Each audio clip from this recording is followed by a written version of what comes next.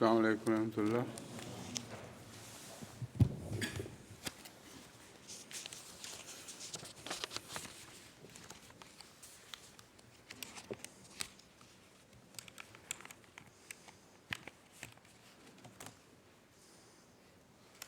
چودہ ہیں تیار آج کے لیے؟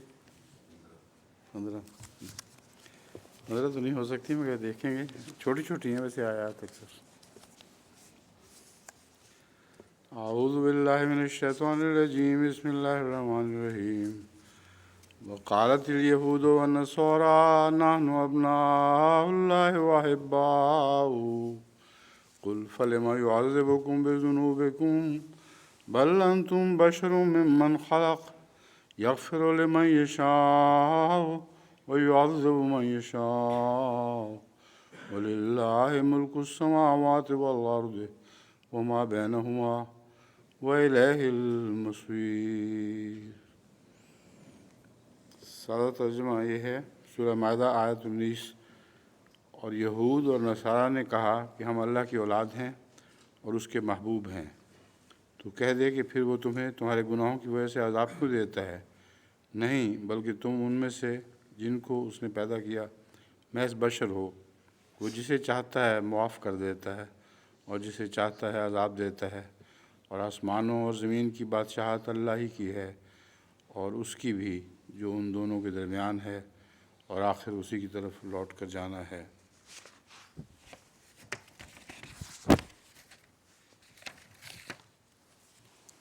مصویر جو صاد کے ساتھ ہوتا ہے، اس کے معنی میں مفردات لکھتے ہیں، امام راغب مفردات لکھتے ہیں۔ السویرو کے معنی ایک جانب یا طرف کے ہیں۔ دراصل یہ سوارا کا مصدر ہے اور اسی سے آیت فَسُرْهُنَّ الیک جو حضرت ابراہیم کو علیہ السلام کو ارشاد تھا، وہ سرہن اسی سے ہے۔ السیرو کے معنی ایک جانب یا طرف کے ہیں۔ دراصل یہ سوارا کا مصدر ہے اور اسی سے آیت فسرہن میں ایک قرات فسرہن ہے۔ سوارا الی قضا کے معنی ہیں وہ کسی خاص مقام تک پہنچ گیا۔ اسی سے سیر الباب ہے جس کے معنی دروازہ کی چوکھٹ کے ہیں، اور اسے سیر اس لیے کہا جاتا ہے کہ دروازہ کے پٹ اس سے آگے نہیں جا سکتے۔ اور سوارا کا لفظ ایک حالت سے دوسری حالت میں منتقل ہو جانے پر بولا جاتا ہے، اسی لیے المصیر اس جگہ کو کہتے ہیں جہاں کوئی چیز نقل و حرکت کے بعد پہنچ کر ٹھہر جاتی ہے، جیسا کہ فرمایا وہ الہ المصیر۔ تو خلاصہ آخر پہ جو ہے وہی ہے دراصل جو اس طرح سے تعلق رکھتا ہے کہ الہ المصیر اللہ کی طرف مصیر ہے، لوٹ کر جانا ہے یا آخر پر پہنچ کر وہاں ٹھہر جانا ہے۔ تو مصیر اس لیے استعمال ہوا ہے کہ اس کے بعد آگے پھر کوئی حرکت نہیں ہوتی، تو خدا کی طرف حرکت کے بعد وہ آخری حرکت ہے، پھر اور کوئی حرکت نہیں۔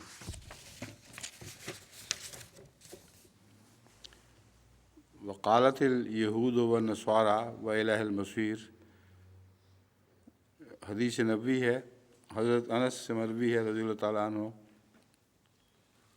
کہ ایک دن حضرت صلی اللہ علیہ وسلم کے صحابہ کہ ایک دفعہ حضرت صلی اللہ علیہ وسلم صحابہ کے ایک لشکر کے ساتھ ایک راستہ سے گزر رہے تھے جس پر ایک چھوٹا سا بچہ کھڑا ہوا تھا۔ جب اس کے بچے کی ماں نے اس لشکر کو دیکھا تو اس سے اپنے بچے کے بارے میں یہ خوف پیدا ہوا کہ کہیں یہ لشکر اسے رون نہ ڈالے، چنانچہ وہ دوڑتے ہوئے آئی اور اس نے بچہ اٹھا لیا، اور ساتھ ساتھ وہ یہ کہہ رہی تھی میرا بچہ میرا بچہ۔ اس پر صحابہ نے کہا کہ اے رسول اللہ کے رسول، یہ عورت اپنے بچے کو آگ میں نہیں پھینکنا چاہتی تھی۔ حضرت انس رضی اللہ تعالیٰ عنہ کہتے ہیں کہ رسول اللہ صلی اللہ علیہ وآلہ وسلم نے ان کو آہستہ ہونے کو کہا اور فرمایا خدا کی قسم اللہ بھی اپنے پیارے کو آگ میں نہیں پھینکے گا۔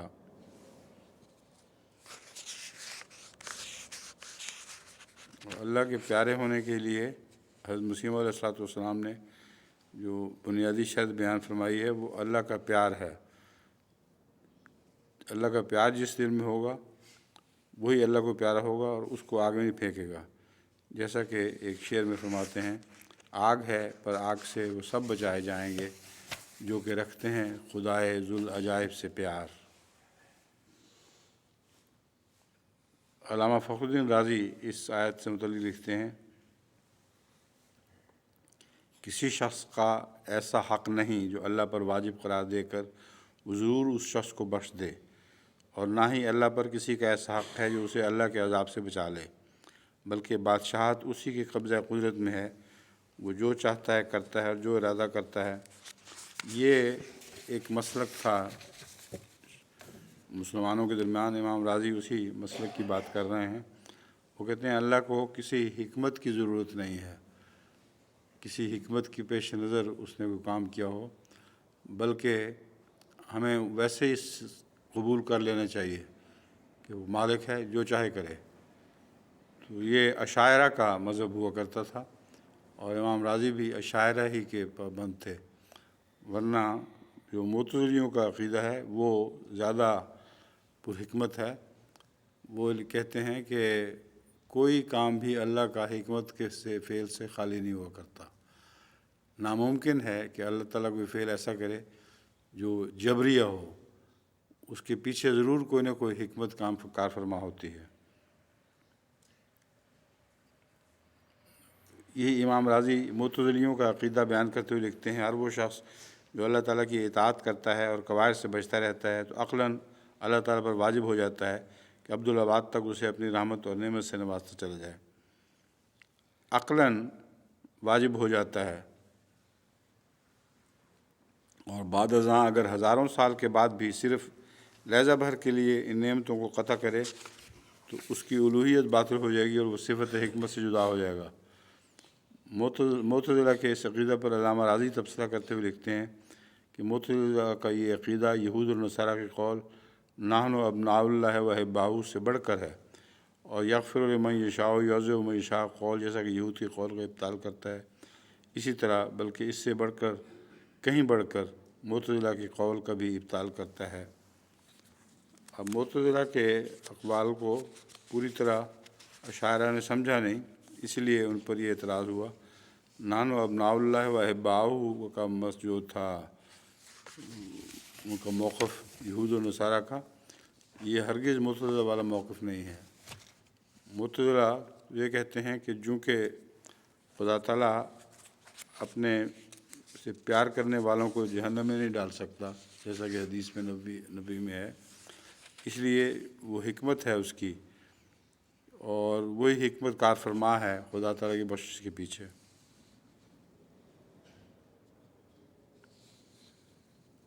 علی بن یحییٰ سمرقندی حنفی علماء میں سے تھے۔ وہ ان کو جب تفسیر میں ذکر کیا جاتا ہے تو اکثر سمرقندی صرف کہہ دیا جاتا ہے۔ تو یہ علامہ محمد جمال الدین قاسمی سمرقندی صاحب کے حوالے سے کہتے ہیں کہ اس آیت میں یہ دلیل دی گئی ہے کہ اللہ تعالیٰ جب اپنے بندے سے محبت کرتا ہے اس کی گناہ بخش دیتا ہے، اور اس کے گناہوں کی وجہ سے اسے عذاب نہیں دیتا، کیونکہ اللہ تعالیٰ نے یہود کے خلاف دلیل دیتے ہوئے فرمایا فَلِمَ يُعَذِّبُكُمْ، اگر تم اس کے محبوب ہو تو پھر وہ تمہیں عذاب کیوں دیتا ہے۔ جبکہ دوسری آیت میں فرماتا ہے ان اللہ یحب التوابین و یحب المتطہرین، بس اس میں یہ دلیل ہے کہ وہ نہ تو توبہ کرنے والے کو ان کے گناہوں کی وجہ سے عذاب دیتا ہے، اور نہ ہی مجاہدین کو جو اس کے راستے میں جہاد کرتے ہیں۔ ان اللہ یحب الذین یقاتلون فی سبیلہ صفا کأنہم بنیان مرصوص۔ تو یہ سارے بنیادی طور پر تو معتزلہ کے عقیدہ کے قائل ہیں کہ کوئی نہ کوئی حکمت ضرور ہوتی ہے اللہ تعالیٰ کی بخشش میں۔ حضرت خلیفہ المسیح اول رضی اللہ تعالیٰ عنہ اس آیت کے متعلق فرماتے ہیں، یہودیوں کو آن حضور صلی اللہ علیہ وسلم کی رسالت اور وحی پر ایمان لانے سے جو چیز مانع ہوئی وہ یہی تکبر علم تھا۔ فرحوا بما عندہم من العلم، میں وہ جو ان کے پاس تھوڑا سا علم تھا اسی سے بہت خوش ہو گئے۔ انہوں نے یہ سمجھ لیا کہ ہمارے پاس ہدایت کا کافی ذریعہ ہے، صحف انبیاء اور صحف ابراہیم و موسیٰ ہمارے پاس ہیں، ہم خدا تعالیٰ کی قوم کہلاتے ہیں۔ نحن ابناء اللہ و احباؤہ کہہ کر انکار کر دیا کہ ہم عربی آدمی کی کیا پرواہ کر سکتے ہیں، اس تکبر اور خود پسندی نے انہیں محروم کر دیا اور وہ اس رحمت للعالمین صلی اللہ علیہ وسلم کے ماننے سے انکار کر بیٹھے جس سے حقیقی توحید کا مصفہ اور شیریں چشمہ جاری ہوا۔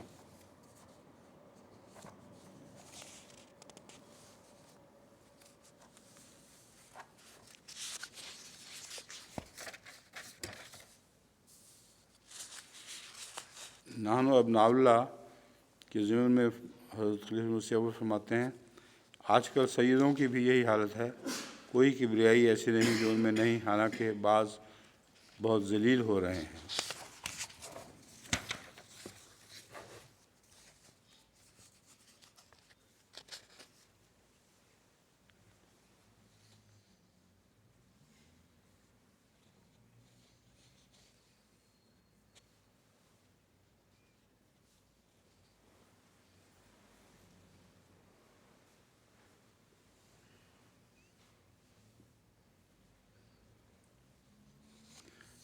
حضرت مسیح موعود علیہ السلام کے حوالے سے جو حضرت مسلم موعود کے مرتبہ نوٹس ہیں ان میں لکھا ہوا ہے، تم مسیح علیہ السلام کو بھی ابن اللہ کہتے ہو اور اپنے آپ کو بھی ابن اللہ کہتے ہو، ان کو کیوں اپنے جیسا ابن اللہ نہیں مانتے؟ ان کو خدا بناتے ہو اور اپنے آپ کو نہیں، یہ فرق کیوں ہے؟ تو اپنے آپ کو بھی سب کہتے ہیں ابناء اللہ، ہم اللہ کے ابناء ہیں، تو حضرت مسیح کو جب ابن کہا جاتا ہے تو اس کو پھر لفظی طور پر کیوں جو دنیاوی لحاظ سے ابن کے معنی ہیں وہ کیوں لیتے ہو؟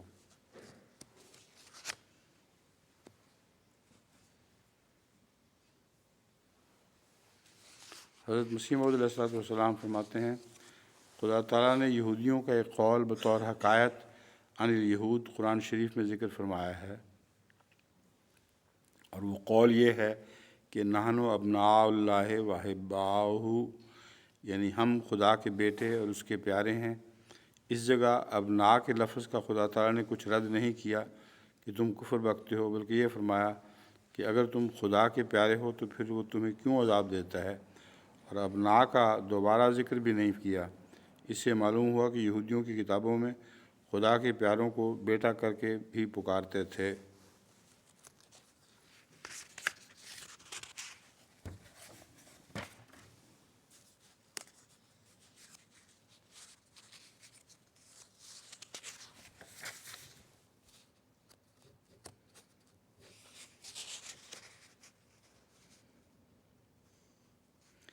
خدا تعالیٰ فرماتا ہے کہ ہم اپنے اولیاء کو کبھی عذاب نہیں کرتے، بلکہ اس دلیل سے یہود و نصارہ کے دعویٰ کی تردید کرتا ہے، اور ان دونوں نے دعویٰ کیا تھا کہ قالت الیہود و نصارہ نحن ابناء اللہ و احباؤہ، کہ ہم خدا کے پیارے اور بمنزلہ اس کی اولاد کے ہیں۔ تو اس کا جواب خدا تعالیٰ نے یہ دیا، قل فلم یعذبکم بذنوبکم، کہ اگر تم خدا کے پیارے ہو اور بمنزلہ اس کی اولاد کے ہو تو پھر تمہاری شامت اعمال پر تم کو دکھ اور تکالیف کیوں دیتا ہے؟ پھر اس سے ثابت ہوا کہ جو خدا کے پیارے ہوتے ہیں ان کو دنیا میں دکھ نہیں ہوتا اور وہ ہر ایک قسم کے عذاب سے محفوظ ہوتے ہیں۔ بس اگر اس کے پیاروں کو عذاب ہوتا رہے تو پھر کافروں اور ان میں کیا فرق ہوا؟ اب یہ حصہ پہلا جو حضرت مسیح علیہ السلام کا ہے، اس میں ایک اشکال یہ ہے کہ ہم دیکھتے ہیں کہ خدا کے پیاروں کو تو بہت ہی دکھ پہنچتے ہیں، اور آن حضرت صلی اللہ علیہ وآلہ وسلم کو تو سب سے زیادہ دکھ دیے گئے تھے۔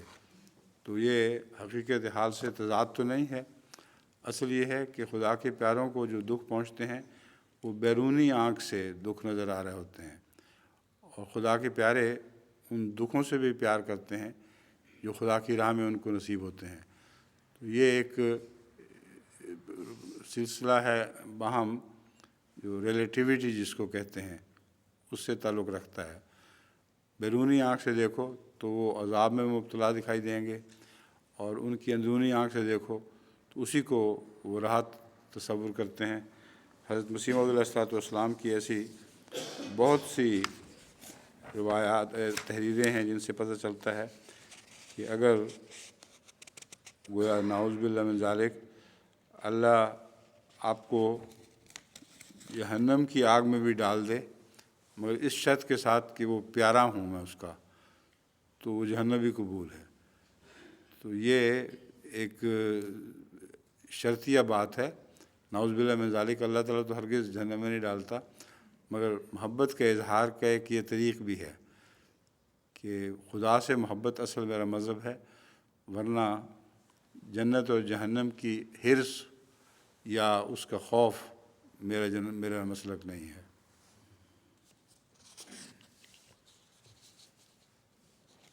आयत 20 यानी 20 आयत, या अहलल किताब क़द जाअकुम रसूलुना युबय्यिनु लकुम अला फ़तरतिम मिन रुसुल अन तक़ूलू मा जाअना मिन बशीरिन वला नज़ीरिन फ़क़द जाअकुम बशीरुन व नज़ीर वल्लाहु अला कुल्लि शैइन क़दीर।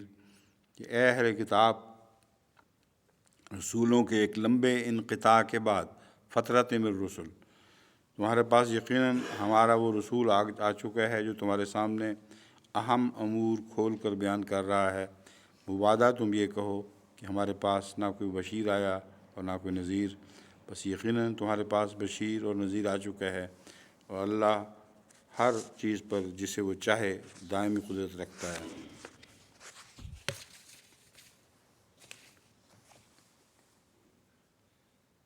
फ़तरतुन के मानों में इमाम राग़िब फरमाते हैं,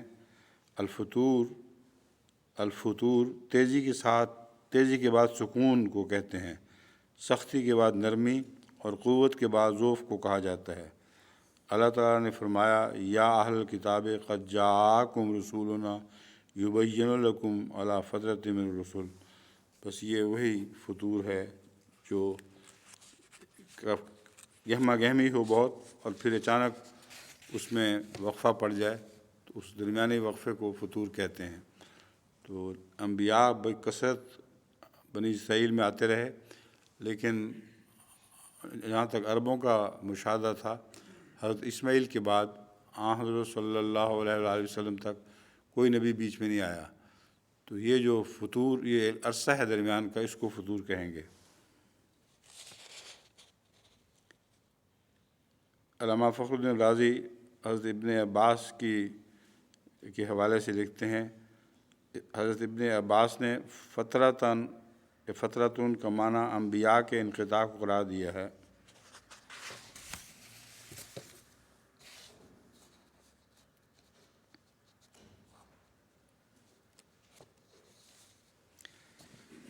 अन तक़ूलू में लफ्ज़ अन का क्या माना है? अन तक़ूलू मा जाअना मिन बशीरिन वला नज़ीर, बज़ाहिर तो यह है कि तुम कह दो कि हमारे पास कोई बशीर और कोई नज़ीर नहीं आया, मगर ये अन जो है ये नाफिया है। दरअसल अन तक़ूलू का एक ये मतलब है कि ला तक़ूलू, ताकि तुम ये ना कह सको, जिस तरह अल्लाह ताला फरमाता है युबय्यिनुल्लाहु लकुम अन तज़िल्लू।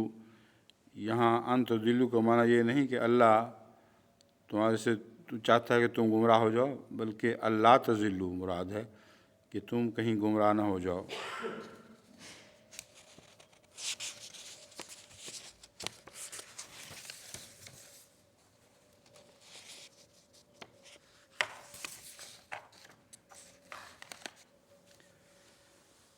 या अहल किताब क़द जाअकुम रसूलुना, हज़रत मसीह मौऊद अलैहिस्सलाम फरमाते हैं, हज़रत सल्लल्लाहु अलैहि वसल्लम के ज़हूर के वक्त एक ऐसी जुल्मानी हालत पर ज़माना आ चुका था कि जो आफ़ताब सदाक़त के ज़ाहिर होने की मुतक़ाज़ी थी। इसी जहत से खुदा ताला ने कुरान शरीफ में अपने रसूल का बार बार यही काम बयान किया है कि उसने ज़माने को सख्त जुल्मत में पाया और फिर जुल्मत से उनको बाहर निकाला।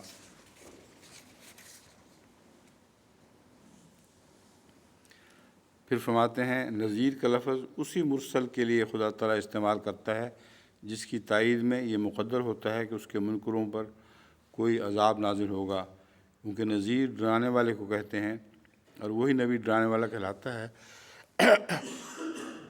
जिसके वक्त में कोई अज़ाब नाज़िल होना मुक़द्दर होता है। बस आज से 26 बरस पहले जो बराहीन अहमदिया में मेरा नाम नज़ीर रखा गया, उसमें साफ़ इशारा था कि मेरे वक्त में अज़ाब नाज़िल होगा। आयत 21,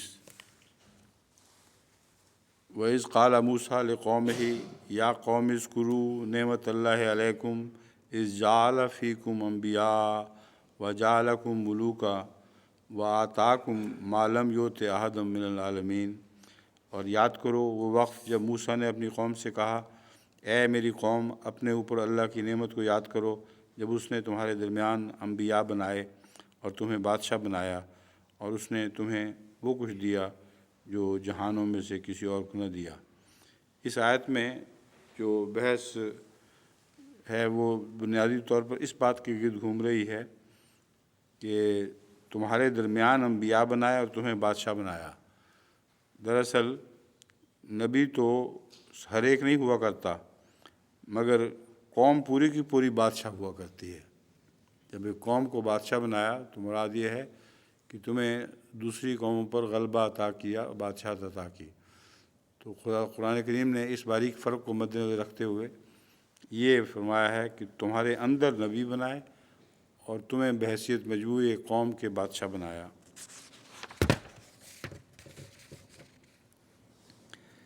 اس آیت میں کے متعلق میں علامہ ابن جریر طبری لکھتے ہیں، اللہ تعالیٰ نے اپنے نبی حضرت محمد مصطفیٰ صلی اللہ علیہ وسلم کی اس طریق سے تعریف کی ہے جس طریق سے پہلے بھی وہ حضرت صلی اللہ علیہ وسلم کی تعریف کرتا رہا ہے۔ یعنی اس نے ان یہود کے گمراہی میں بہت زیادہ آگے بڑھ جانے کا ذکر کیا اور سچائی سے ان کی دوری کا بیان کیا۔ علاوہ ازیں ان کے اپنے آپ کے لیے اچھی چیزوں کو چھوڑ کر بری اشیاء کو اختیار کرنے، اپنے انبیاء کی شدید مخالفت کرنے اور انبیاء کے اتباع میں سستی اور کاہلی کے طریقے اختیار کرنے کا ذکر کیا ہے۔ یہ سارے حوالے یہ موازنہ ہی صرف دکھا سکتے ہیں، ورنہ کوئی ایسی نئی بات ان میں نہیں ہے جو حضرت اقدس مسیح موعود علیہ السلام کے حوالوں میں نہ آ چکی ہو۔ اس لیے اس کو لمبے حوالے کو پڑھنے کی کوئی ضرورت محسوس نہیں کرتا۔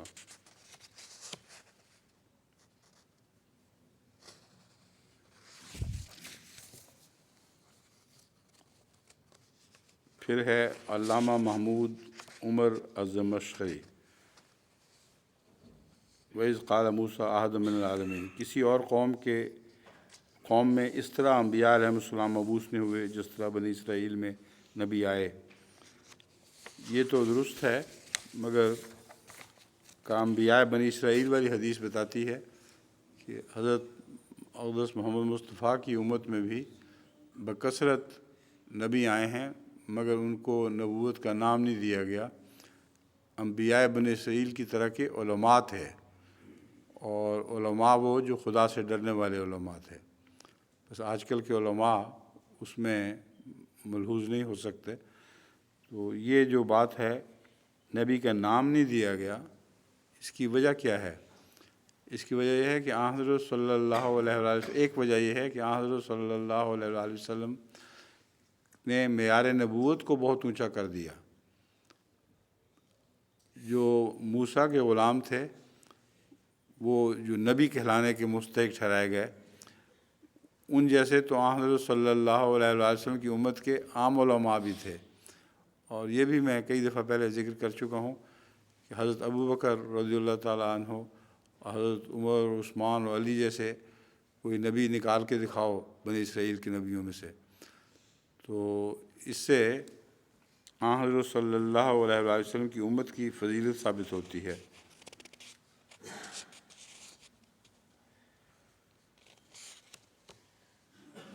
حضرت خلیفۃ المسیح اول رضی اللہ تعالیٰ عنہ لکھتے ہیں،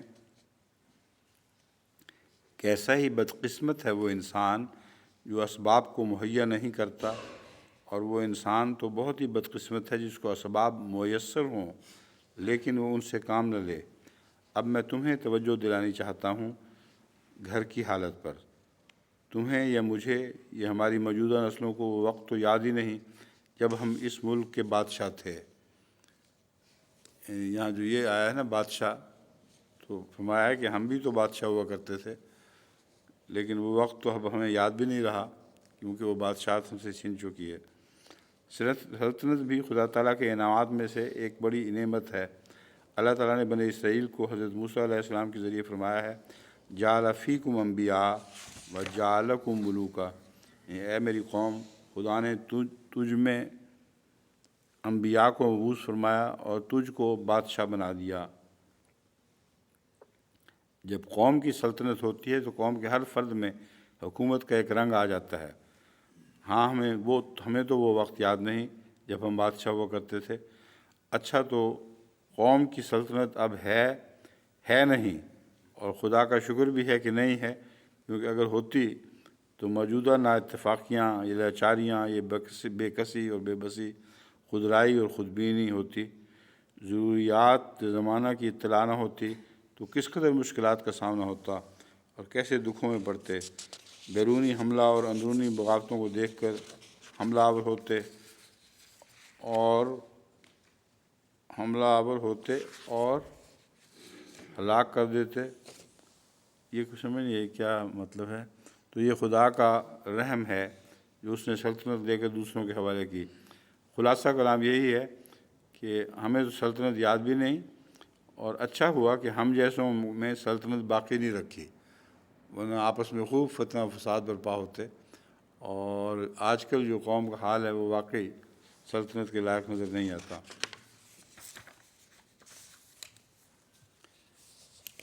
آیت نمبر 22، یا قوم ادخلوا الارض المقدسۃ التی کتب اللہ لکم ولا ترتدوا علی ادبارکم فتنقلبوا خاسرین۔ اے میری قوم، ارض مقدس میں داخل ہو جاؤ جو اللہ نے تمہارے لیے لکھ رکھی ہے، اور اپنی پیٹھیں دکھاتے ہوئے مڑ نہ جاؤ، ورنہ تم اس حال میں لوٹو گے کہ گھاٹا کھانے والے ہوگے۔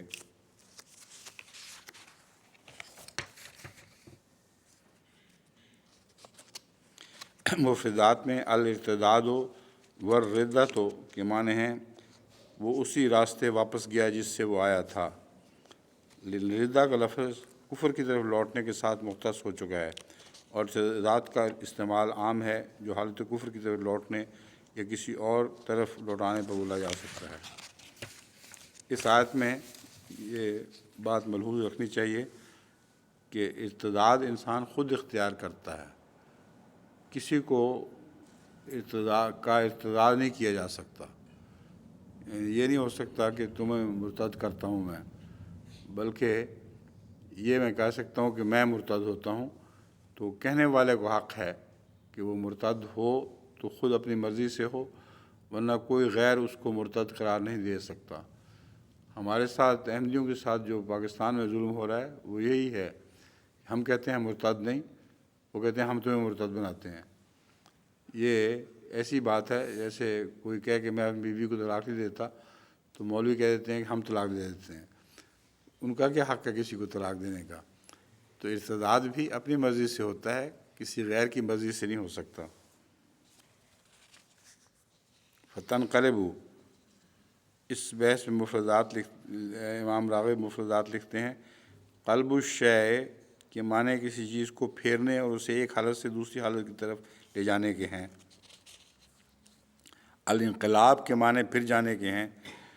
انقلبتم علی اعقابکم، انسان کے دل کو بھی قلب اس لیے کہا جاتا ہے کہ وہ کثرت سے الٹتا پلٹتا رہتا ہے۔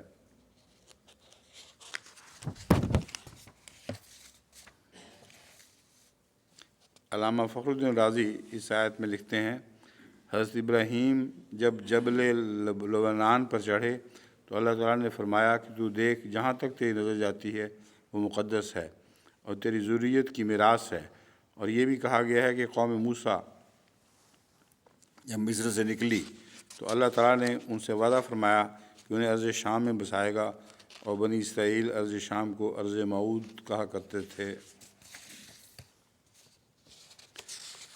علامہ رازی اس بارے میں فرماتے ہیں کہ ارض مقدسہ وہ زمین ہے جسے آفات سے پاک اور محفوظ کیا گیا ہو، جبکہ مفسرین نے کہا ہے کہ وہ زمین جو شرک سے پاک تھی اور انبیاء کی جائے قرار تھی اسے ارض مقدسہ کہتے ہیں۔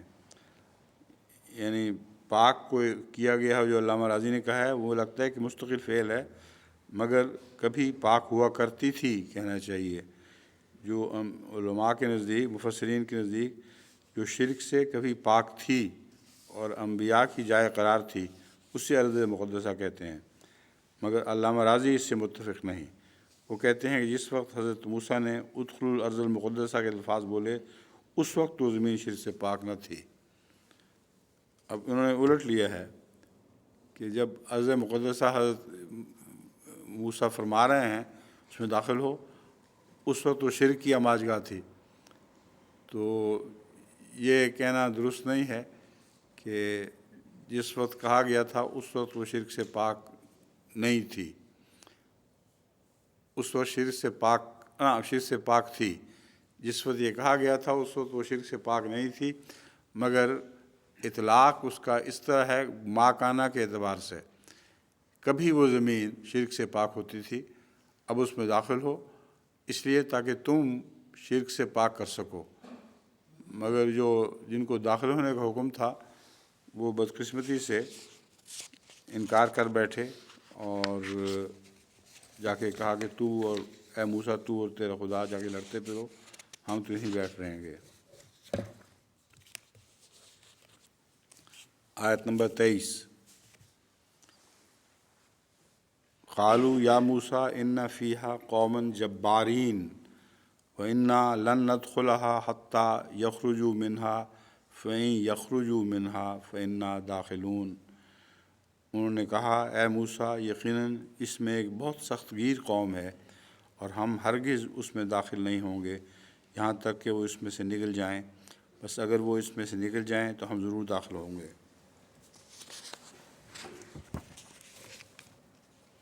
یہ جبار کی بحث کے متعلق یہ عرض ہے کہ علامہ ابو علی الطبرسی لکھتے ہیں الجبار اس شخص کو کہتے ہیں جسے جبراً ماتحت نہ کیا جا سکتا ہو، یعنی وہ اوروں پر تو حاکم ہو لیکن اس پر کوئی حاکم نہ کیا جا سکتا ہو۔ اصل میں یہ لفظ کھجور کے درخت کے لیے استعمال ہوتا ہے جس کی لمبائی کی وجہ سے اس کے اوپر تک ہاتھ نہ پہنچ سکتا ہو، تو کھجور کے لفظ کو بھی الجبار اسی لیے کہا جاتا ہے۔ اگر انسان کے لیے یہ لفظ استعمال ہو تو اس شخص کو جبار کہتے ہیں جو دوسروں کو اپنی مرضی کے مطابق مجبور کر سکتا ہو۔ اور جبر کا لفظ ٹوٹی ہڈی کو جوڑنے کے لیے آتا ہے، اس صورت میں یہ درستگی پر مجبور کرنے کے معنی ہیں، یعنی جبر کے ساتھ اگر یہ نیت ہو کہ زبردستی کسی بری چیز کی اصلاح کر لی جائے تو یہ اصل حقیقی معنی ہے کہ جبر کر کے اس کی ہڈی کو ٹھیک کر دیا جائے۔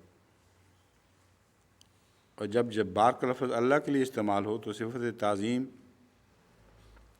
یعنی عظمت کے اظہار کے لیے آتا ہے، کیونکہ اس میں اقتدار کا معنی پایا جاتا ہے اور اس کی ذات پاک ان معنوں میں جبار ہے جو ہر شخص کو جو اس کی ذات کا عرفان رکھتا ہے اپنی تعظیم کی طرف بلاتی ہے۔ لیکن اس سے بہتر تو یہ پچھلا جو معنی ابھی گزرا ہے اس کا اطلاق ہوتا ہے۔ اللہ تعالیٰ جبار ہے کہ زبردستی اصلاح کی خاطر تبدیلی پیدا کرتا ہے، تو ان معنوں میں ہی خدا کو جبار اور قہار سمجھنا چاہیے۔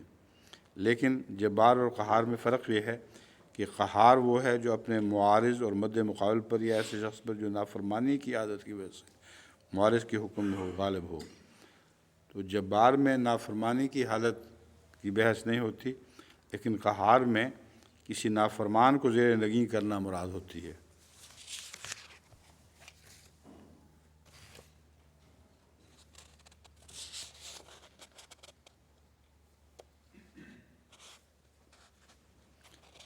نیز تفسیر مجمع البیان میں لکھا ہے کہ قہار اور جبار کی صفت مخلوق کے لیے محل ذم میں استعمال ہوتی ہے، لیکن یہ بھی درست نہیں۔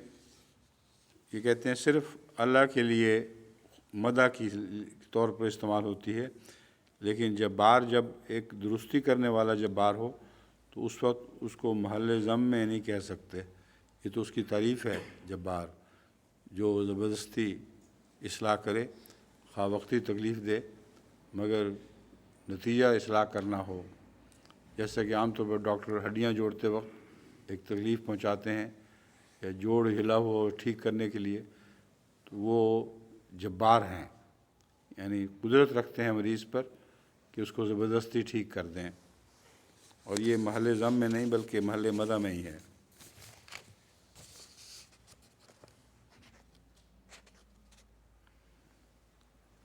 جو حضرت مسلم موعود کے نوٹس ہیں ان میں بھی جبار کے یہی معنی درج ہیں۔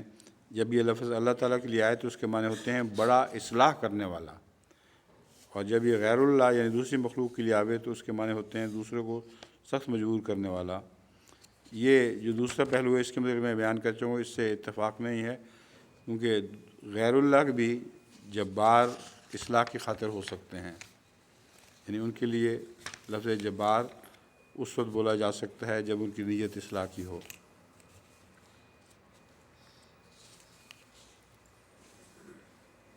قال، یہ آیت 24، قال رجلان من الذین یخافون انعم اللہ علیہم ادخلوا علیہم الباب فاذا دخلتموہ فانکم غالبون وعلی اللہ فتوکلوا ان کنتم مؤمنین۔ ان لوگوں میں سے جو ڈر رہے تھے دو ایسے مردوں نے جن پر اللہ نے انعام کیا تھا، کہا ان پر صدر دروازہ سے چڑھائی کرو، پھر جب تم ایک دفعہ اس دروازے سے داخل ہو گئے تو تم بھی ضرور غالب آ جاؤ گے، اللہ پر ہی توکل کرو اگر تم مومن ہو۔ اس جگہ میں تو ہمیشہ یہی سمجھتا رہا ہوں کہ دو مرد سے مراد حضرت موسیٰ اور ان کے بھائی ہارون تھے، لیکن مفسرین نے اس سے اختلاف کیا ہے۔ لیکن کل جب نوٹس کی چھانبین کر رہا تھا تو اس میں حضرت مسلم موعود کا بھی بالکل یہی موقف تھا کہ یہاں دو مرد سے مراد وہ مرد میدان دو صرف موسیٰ اور ہارون تھے، باقی یوشع بن نون وغیرہ کی جو کہاں باقی باتیں بنائی گئی ہیں یہ بائبل کی پیروی میں انہوں نے یہ باتیں لکھ دی ہیں، ورنہ دراصل تو حضرت موسیٰ اور آپ کے بھائی ہی تھے۔ حضرت خلیفۃ المسیح اول رضی اللہ تعالیٰ عنہ فرماتے ہیں بندے ایک وہ ہوتے ہیں جن کو الہام ہوتا ہے،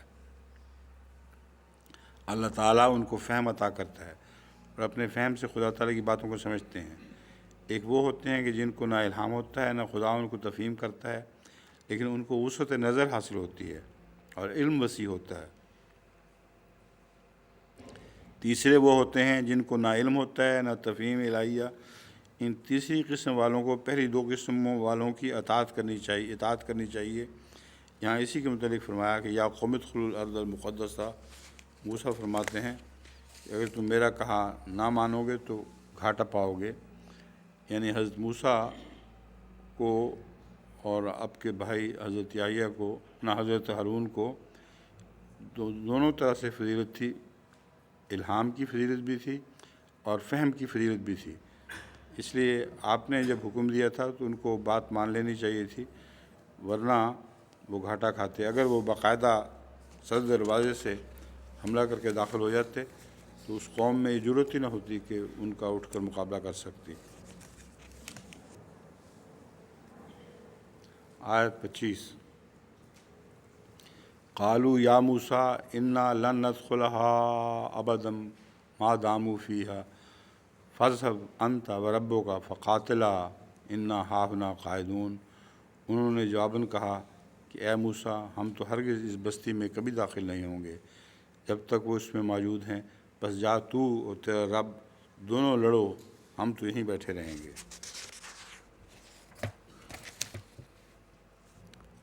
حدیث نبوی ہے اس سلسلے میں، حضرت عبداللہ رضی اللہ تعالیٰ عنہ روایت کرتے ہیں کہ غزوہ بدر کے موقع پر حضرت مقداد رضی اللہ تعالیٰ عنہ نے رسول اللہ صلی اللہ علیہ وسلم کی خدمت میں عرض کی تھی، یا رسول اللہ، ہم آپ کو بنی اسرائیل کی طرح یہ جواب ہرگز نہ دیں گے کہ جا تو اور تیرا رب لڑتے پھرو، ہم تو یہیں بیٹھے ہیں، حضور آپ چلیے ہم آپ کے ساتھ ہیں۔ اس عرض سے وہ رسول اللہ صلی اللہ علیہ وسلم کا بوجھ ہلکا ہو گیا۔ بخاری کتاب تفسیر۔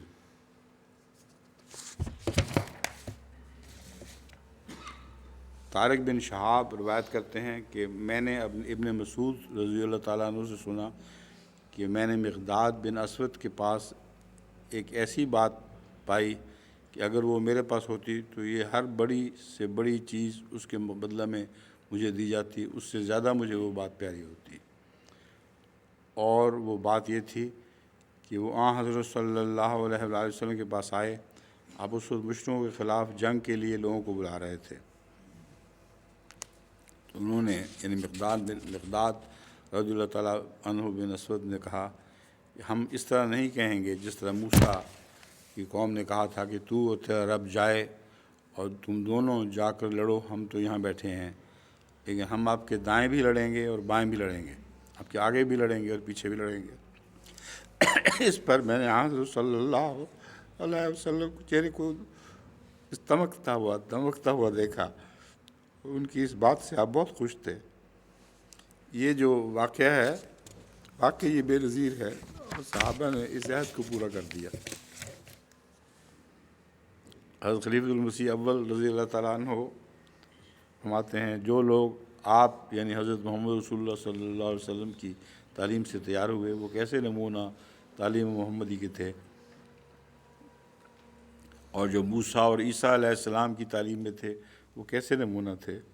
ایک نمونہ وہ ہیں جس کو فرعون کی غلامی سے موسیٰ کے سبب آزادی ملی، ایک نمونہ وہ ہیں جن کو فرعون کی غلامی سے موسیٰ کے سبب آزادی ملی مصر کے آہنی تنور سے، جیسا کہ عربیہ باب 4 میں لکھا ہے کہ مصر ان کے لیے ایک آہنی تنور تھا۔ بہت کچھ مال و اسباب لے کر بڑے سمندر سے خشکی پر نکلے، موسیٰ کے ذریعے من و سلوہ کھایا، یا موسیٰ نے حکم دیا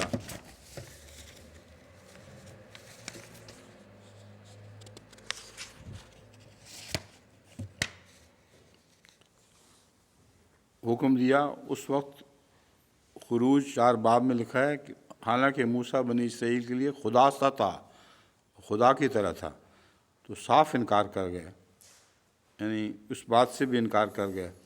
اب اس کا موازنہ حضرت صلی اللہ علیہ وآلہ وسلم کے واقعہ سے یہ کیا گیا ہے کہ رسول اللہ صلی اللہ علیہ وآلہ وسلم کو اور آپ کے مہاجرین کو تو مدینہ کے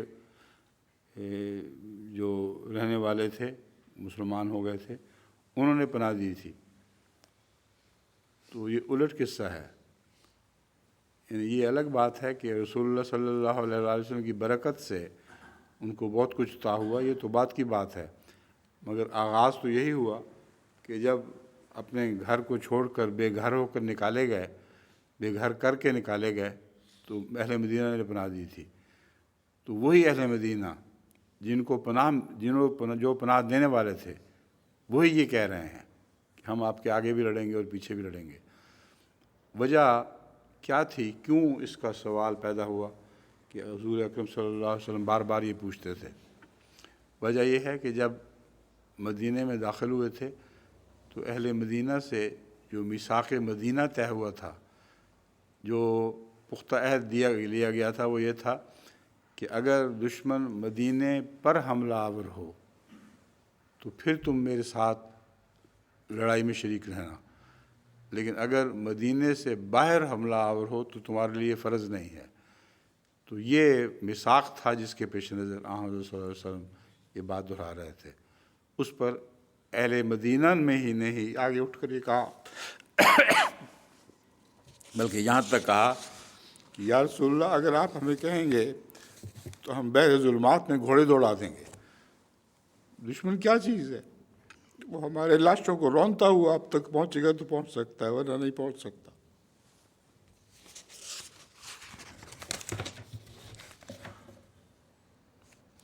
حضرت مسیح موعود علیہ السلام فرماتے ہیں بنی اسرائیل کے حالات اور واقعات کو بنظر غور دیکھنے سے معلوم ہو سکتا ہے کہ ان کی اصل غرض موسیٰ علیہ السلام پر ایمان لانے کی کیا تھی۔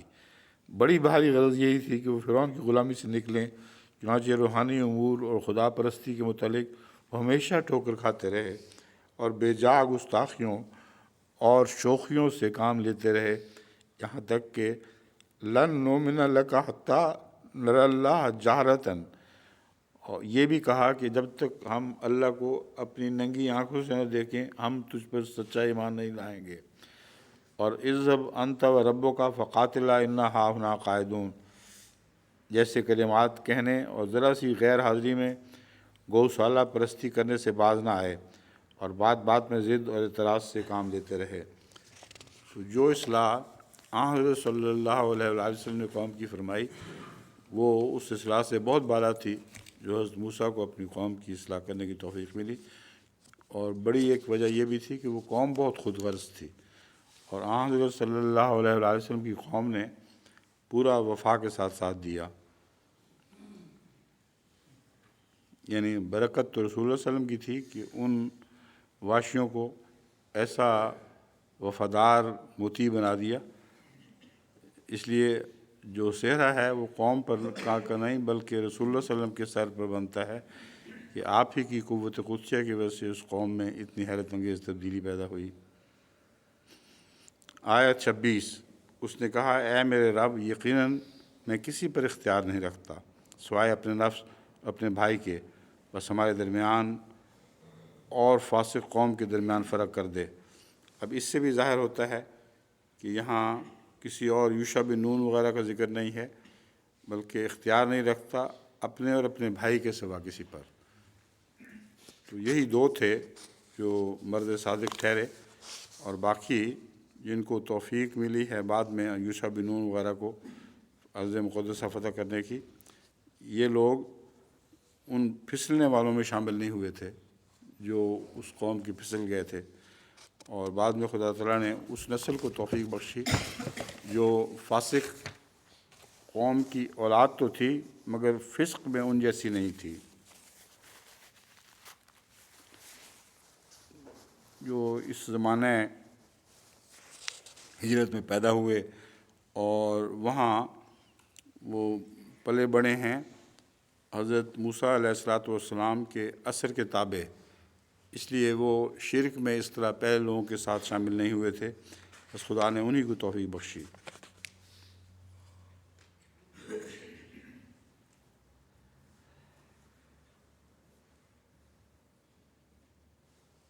تفسیر قرطبی نے ایک یہ بات نئی نکالی ہے کہ انی لا املک الا نفسی و اخی میں اخی ایک الگ جملہ ہے، الگ ہے، جس کے ساتھ لا یملک الا نفسہ کے الفاظ مقدر ہیں، یعنی نہ میں اپنے نفس پر قدرت رکھتا ہوں نہ اپنے بھائی پر نہیں، بلکہ یوں کہنا ہوگا کہ نہ میں اپنے نفس پر قدرت رکھتا ہوں نہ میرا بھائی اپنے نفس پر قدرت رکھتا ہے، اپنے نفس کے سوا کسی اور نفس پر قدرت رکھتا ہے۔ علامہ ابو علی الطبرسی لکھتے ہیں، مفسرین کہتے ہیں کہ جب حضرت موسیٰ اور بنی اسرائیل نے سمندر پار کیا اور فرعون ہلاک ہو گیا تو اللہ سبحانہ نے انہیں ارض مقدسہ میں داخل ہونے کا حکم دیا۔ جب وہ دریائے اردن کے کنارے اترے تو ارض مقدسہ میں داخل ہونے سے ڈر گئے، تب حضرت موسیٰ نے ہر قبیلہ سے ایک آدمی چن کر انہیں ارض مقدسہ میں جانے کا حکم دیا۔ یہ وہی لوگ ہیں جن کا ذکر قرآن مجید میں ہے، اس طرح ہے وَبَعَثْنَا مِنْهُمُ اثْنَیْ عَشَرَ نَقِیبًا۔ یہ بات درست نہیں ہے، یہ ایک کہانی کو مضبوط کرنے کی خاطر قرآن کا حوالہ دیا جا رہا ہے۔ وہ نقیب جو تھے 12، وہ جیسا کہ حضرت مسلم موعود نے اپنی تفسیر میں اس بات کو ثابت کیا ہے، یہ 12 مجددین ہیں جو حضرت موسیٰ کی قوم میں بعد میں پیدا ہوئے، اور وہ 12 قبیلوں کے سردار بھی ہیں جن کے لیے پانی جاری کیا گیا تھا، اور حضرت موسیٰ کے عصا کا یہ معجزہ تھا کہ آپ نے وہاں جا کے عصا مارا جہاں سے پانی پھوٹ پڑا۔ یہ جو عصا کا اور پانی سے تعلق بیان کیا گیا ہے، اس کے متعلق ایک یہ بھی بات یاد رکھنی چاہیے کہ خاص طور پر روس میں اس بات کو بہت اہمیت دی جاتی ہے کہ بعض لوگوں میں نفسیاتی طور پر یہ قوت پائی جاتی ہے کہ زیر زمین پانی کو وہ محسوس کر لیں، چنانچہ وہ سوٹی کو بغیر کسی ارادے کے ڈھیلا سے ہاتھ میں پکڑ کر چلتے ہیں، اور جہاں زیر زمین پانی آئے وہاں چونکہ اندر سے حرکت پیدا ہوتی ہے تو سپیزم ہو جاتا ہے ہاتھ میں اور سوٹی نیچے کی طرف مڑ جاتی ہے۔ تو یہ تجربے کافی ہو چکے ہیں روس میں، اور اب بعید نہیں کہ حضرت موسیٰ علیہ السلام کو بھی خدا تعالیٰ نے روحانی طور پر یہ قوت عطا کی ہو، جو عام لوگوں میں تو نفسیاتی ہوتی ہے، مگر یہ اللہ تعالیٰ کی طرف سے عطا کردہ ایک قوت تھی کہ جس کے نتیجے میں جہاں پانی ہوتا تھا وہاں آپ کا سوٹا از خود نیچے ہو جاتا تھا، اور کھودنے پر وہی پانی نکلاتا تھا۔ تو یہ 12 قبیلے ان 12 سرداروں کی طرف، 12 قبیلوں کے نام پر ان کے 12 سردار تھے جن کی طرف یہ اشارہ ملتا ہے کہ اللہ تعالیٰ نے ان کے لیے پانی کو جاری کیا اور حضرت موسیٰ کے عصا کا یہ معجزہ ظاہر ہوا۔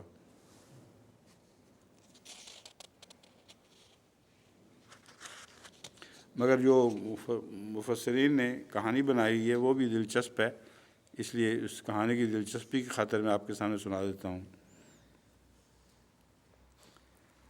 حضرت موسیٰ علیہ السلام نے ان کے نزدیک 12 سرداروں کو، جو 12 قبیلوں کے سردار تھے، منتخب کیا اور کہا جا کر جس قوم سے لڑائی کا حکم دیا گیا ہے ان کی عظمت شان اور ان کی حالت کو اپنی آنکھوں سے دیکھ کے آؤ، اور بنی اسرائیل کے پاس واپس آ کر حضرت موسیٰ کو اس سے آگاہ کرنا، لیکن یہ حکم دیا کہ یہ باتیں لوگوں کو نہ بتائیں۔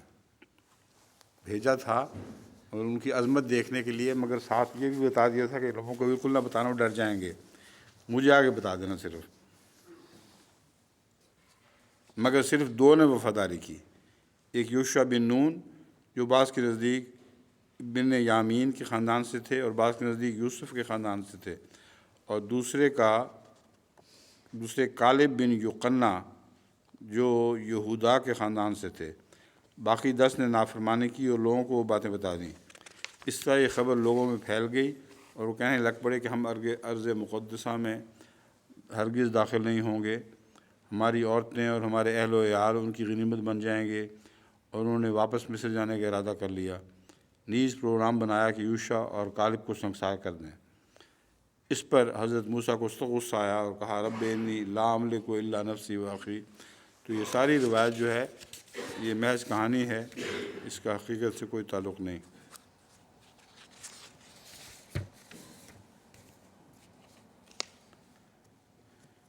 اور یوشع بن نون کون ہیں جن کا ذکر بار بار آ رہا ہے؟ یہ کوئی فرضی وجود نہیں تھے، یعنی یہ کہانی فرضی ہے، مگر حضرت یوشع بن نون ایک حضرت موسیٰ کی امت میں نبی تھے، اور وہ نبی تھے جنہوں نے شروع سے آخر تک حضرت موسیٰ کا ساتھ دیا تھا، اور جب سمندر پار گئے ہیں اس وقت بھی یہ ساتھ تھے۔ تو بعد میں ان کے زمانے میں وہ فتح ہوا ہے فلسطین، تو اس لیے چونکہ ان کو غیر معمولی سعادت نصیب ہوئی تھی، ان کے ارد گرد یہ کہانیاں بن لی گئی ہیں۔ جوانی میں آپ مصر میں غلام تھے، اور یعنی باقی بنی اسرائیل کی طرح، اور بڑے تلخ تجربات سے زندگی گزری تھی، لیکن پھر مصر سے رہائی کے معجزہ کو بھی آپ نے دیکھا۔ یہ بھی کہا گیا ہے گنتی باب میں کہ طور پر جانے کے لیے آپ اکیلے ہی حضرت موسیٰ کے ساتھ گئے تھے، جہاں حضرت موسیٰ کو احکام پر مشتمل الواح ملی تھی۔ تو جو واقعہ ہے کہ آپ الواح لے کر آئے تھے واپس، جب سامری نے بچڑا بنا لیا تھا پیچھے قوم کے لیے، تو یہ خروج میں ہے کہ اس وقت حضرت موسیٰ کے ساتھ آپ بھی گئے تھے۔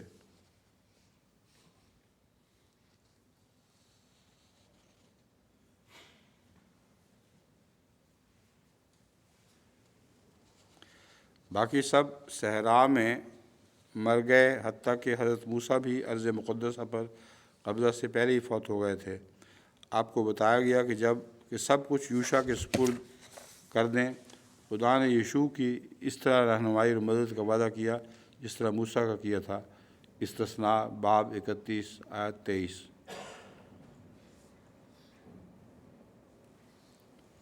یشوع نے خود کو نہ صرف اعلیٰ جنگجو سپہ سالار ہونا ثابت کیا، بلکہ بہت اچھے حکمران بھی تھے، سب سے بڑھ کر یہ کہ آپ خدا تعالیٰ کے چنیدہ تھے۔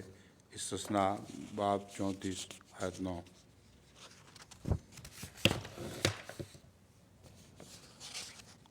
آگے بائبل میں مختلف حوالے موجود ہیں، مگر اس کا واقعہ کا میں خلاصتاً ذکر کر چکا ہوں، اس تفصیل میں جانے کی ضرورت نہیں۔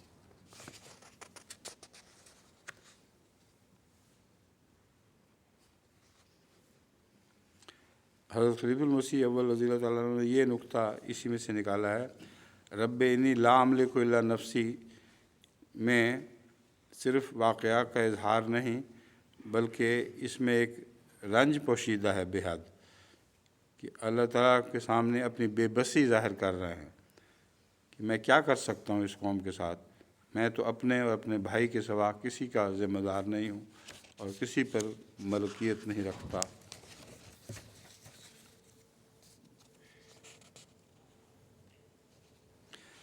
مرتبہ نوٹ جو مسلم موعود کے ہیں ان میں لکھا ہے، اس آیت سے صاف معلوم ہوتا ہے کہ وہ رجلان صرف حضرت موسیٰ اور ہارون علیہ السلام ہی تھے۔ یہی وہ حوالہ جو میں پہلے دے چکا ہوں، کیونکہ میرے نزدیک بھی وہ حضرت موسیٰ اور حضرت ہارون ہی تھے۔ جب میں نے یہ حوالہ دیکھا تو پھر میرے دل کو اس سے تقویت پہنچی کہ واقعی حضرت مسلم موعود بھی یہی نتیجہ نکال چکے ہیں۔ اگر قوم میں کوئی اور مرد ایسے ہی تھے تو ان کا بھی نام لینا چاہیے تھا۔ ان کا نام نہ لینا بتاتا ہے کہ اور کوئی نہ تھا، صرف یہی دو مرد تھے جن پر خدا تعالیٰ نے انعام کیا تھا، ان کو نبوت دی تھی، صرف انہوں نے ہی یہ مراد مانگی، یہ مردانگی دکھائی تھی کہ اور ورنہ اور کوئی وجہ نہ تھی کہ دوسروں کا نام نہ لیا جاتا۔ تو یہی دو ہیں جن کے نام لیے گئے ہیں قرآن کریم میں، اور باقیوں کا کوئی ذکر ہی نہیں۔ اگر انہوں نے اتنی عظیم شان مردانگی دکھائی ہوتی تو خدا تعالیٰ ضرور ان کا ذکر فرماتا۔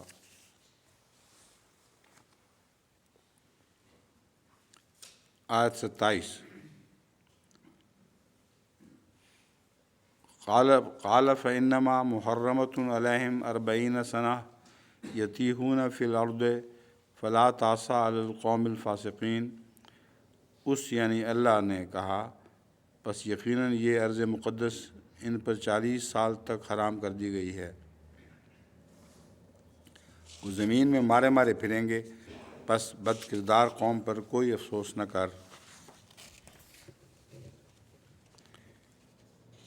الحرام کے لفظ کے متعلق مفردات میں لکھا ہوا ہے، جس سے روک دیا گیا ہو، خواہ یہ ممانعت الہی تسخیر سے ہو یا زبردستی روکنے سے، یا پھر اس شخص کی جانب سے ہو جو اپنے احکام نافذ کرتا ہے۔ اور اللہ تعالیٰ کے ارشاد ہے، فإنہا محرمۃ علیہم 40 سنہ۔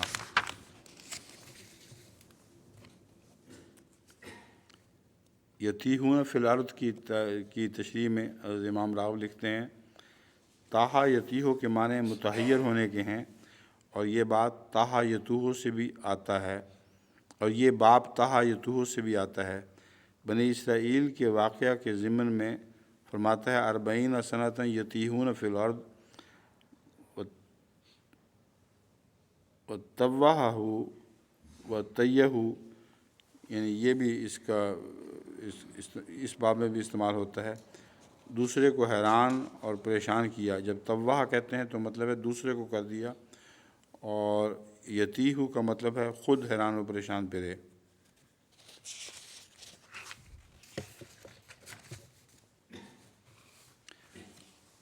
ورطہ حیرت میں پڑ گیا کے لیے بھی یہی لفظ استعمال ہوتا ہے۔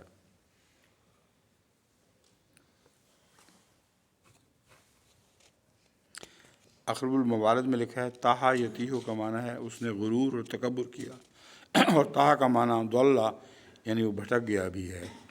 بس یہ لفظ وہاں اس قوم پر تو اطلاق پاتا ہے جو بھٹک گئے اور غرور اور تکبر کی وجہ سے وہ 40 سالہ صحرا میں بھٹکنے پر مجبور کر دیے گئے۔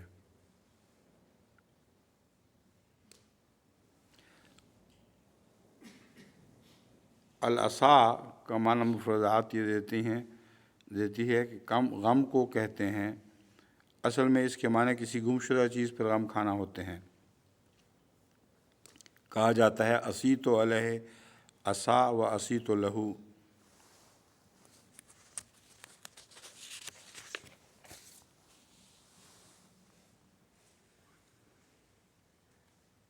علامہ راضی اس آیت کا معنی کرتے ہوئے لکھتے ہیں کہ یہ بھی درست ہے کہ لا تاسا کا خطاب حضرت محمد مصطفیٰ صلی اللہ علیہ وآلہ وسلم سے ہو۔ بس لا تاسا میں جو یہ خیال، یہ بھی ایک معنی ہیں جو ہو سکتے ہیں کہ حضرت موسیٰ کو کہا گیا ہو کہ تو اس قوم پر غم نہ کر کیونکہ ہیں یہ بیہودہ اور نافرمان لوگ، لیکن رسول اللہ صلی اللہ علیہ وسلم کو جو غم پہنچا تھا اس سے، اس کی طرف بھی اشارہ ممکن ہے، اور غالباً اول مخاطب حضرت صلی اللہ علیہ وسلم ہی ہیں کہ آپ اس قوم کی حالت پر غمگین نہ ہوں جن کی عادت ہمیشہ سے یہ رہی ہے کہ وہ معاصی اور انبیاء کی مخالفت کرتے رہے ہیں۔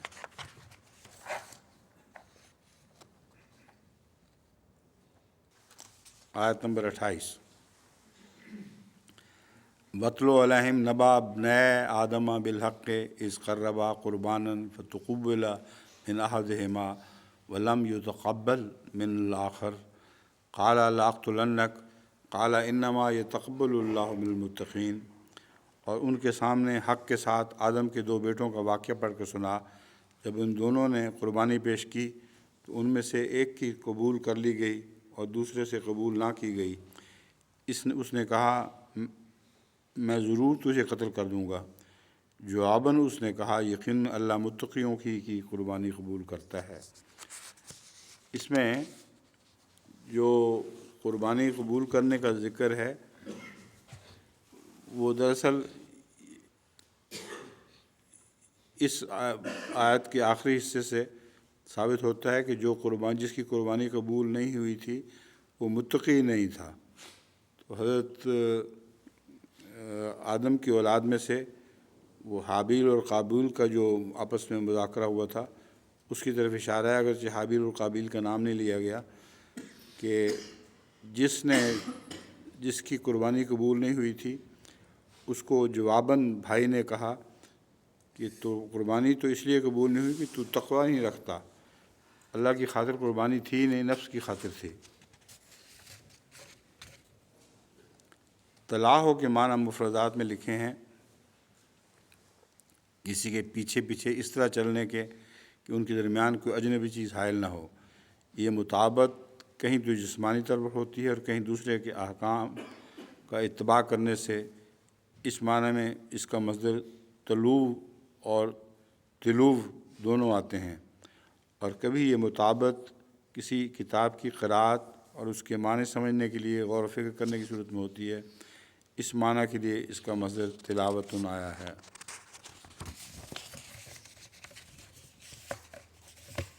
قرباناً یہ لفظ میں مفردات میں لکھا ہے اصطلاحاً نسیکہ یعنی قربانی کے لیے استعمال ہونے لگا ہے لفظ۔ اصل یہ تھا ہر وہ چیز جس کے ذریعے اللہ کا قرب حاصل کیا جاتا ہو اس کو قربان کہتے ہیں۔ تو اصطلاحاً یہ نسیکہ یعنی قربانی کے لیے استعمال ہونے لگا۔ اس کی جمع قرابین آئی ہے۔ لفظ قربان کی بحث میں بہت زیادہ تفصیل سے حضرت خلیفۃ المسیح اول نے لفظ قربان کو لغت کی مختلف پہلوؤں سے بیان فرمایا ہے۔ فرماتے ہیں قرب الشیء قرباناً، خوب ہی نزدیک ہوئی یہ چیز۔ القربان بالضم وقرب الی اللہ وما تقربت بہ، قربان پیش کے ساتھ جو اللہ کی طرف نزدیک کرے۔ بس قربانی چونکہ خدا کے اگر مقبول ہو تو خدا کے قریب کر دیتی ہے، اس لیے اس کو قربان کہتے ہیں۔ والقربان جلیس اور خاصتہ، قربان بادشاہ کا مجلسی اور اس کا ممتاز بھی کہلاتا ہے۔ ومن الصلاۃ قربان کل تقی، اسی پر محاورہ ہے کہ نماز ہر ایک متقی کے لیے قربان ہے، یعنی نماز قربان متقی پر نہیں ہو رہی بلکہ نماز اس کے لیے بطور قربانی کے اس کو خدا کے قریب کرنے والی ہوتی ہے۔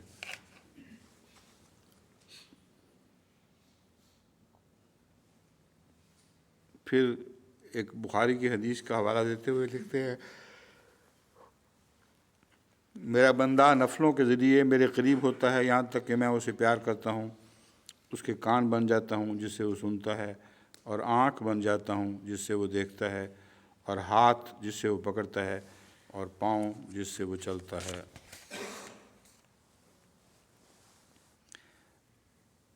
علامہ محمود آلوسی اس کی تفسیر میں لکھتے ہیں کہ اللہ تعالیٰ قربانی اور نیکی کے کام صرف متقیوں سے اور اس بنا پر قبول کرتا ہے کہ ان کی نیت اس بارے میں محض للہ خالص ہو، متقیوں کے سوا دوسروں سے قبول نہیں کرتا۔ اس جگہ تقویٰ سے مراد محض شرک سے بچنا نہیں ہے، جو کہ تقویٰ کا سب سے پہلا مرتبہ ہے۔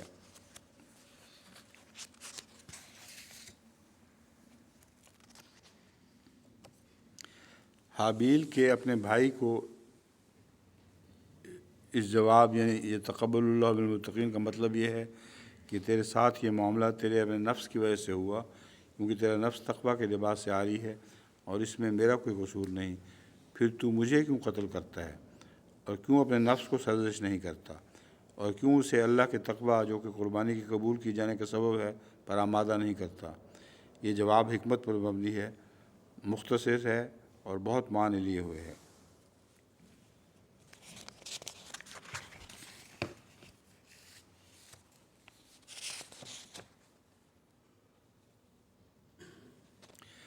اسی ضمن میں آخر پر یہ حدیث ہے جو یہ بیان کرتے ہیں تفسیر روح المعانی والے، عامر بن عبداللہ رضی اللہ تعالیٰ عنہ کے بارے میں ہے کہ جب آپ کی وفات کا وقت آیا تو آپ رو رہے تھے، آپ سے رونے کا سبب پوچھا گیا، جبکہ آپ تو ایسے ایسے اچھے اعمال کرنے والے تھے۔ انہوں نے کہا میرے سامنے تو اللہ تعالیٰ کا یہ ارشاد ہے کہ میں تو صرف متقیوں سے ہی قبول کرتا ہوں۔ تو عاجزی ان کی ساری تھی کہ وہ سمجھ رہے تھے وفات کے وقت کہ اللہ بہتر جانتا ہے کہ میں نے تقویٰ کے ساتھ یہ قربانیاں کی ہیں یا بغیر تقویٰ کے۔ ہو گیا؟ کتنے ہو گئے ہیں آج؟ 10ویں۔ کل بھی 9 10 تھے؟ اچھا آج تو ایک قدم آگے بڑھا دیے۔ ابن آدمہ حضرت خضر مسیح اول لکھتے ہیں آدم کے 2 بیٹے حابیل اور قابیل تھے، یہ نام قرآن شریف میں نہیں تو رات میں ہیں، انکار کی کوئی وجہ نہیں اور نہ ایسے مواقع پر تحریف کا گمان ہے۔ قربا قربانی وہ قربانی کیا تھی یہ نہیں بتایا، کچھ ہوگا، جو بھی قربانی تھی اللہ تعالیٰ بہتر جانتا ہے وہ کیا تھی۔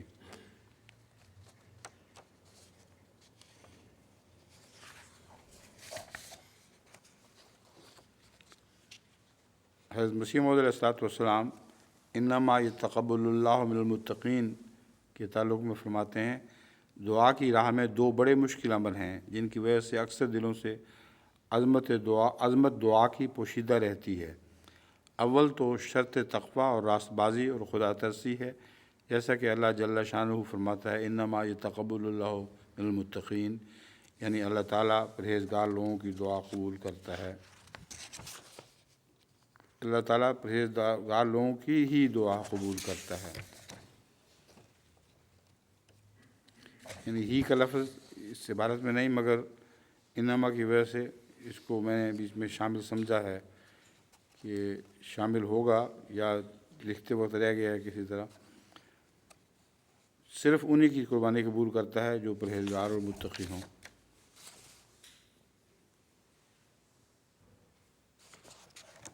بس جی اب نماز کی تیاری، آج 10 ہو گئی ہیں،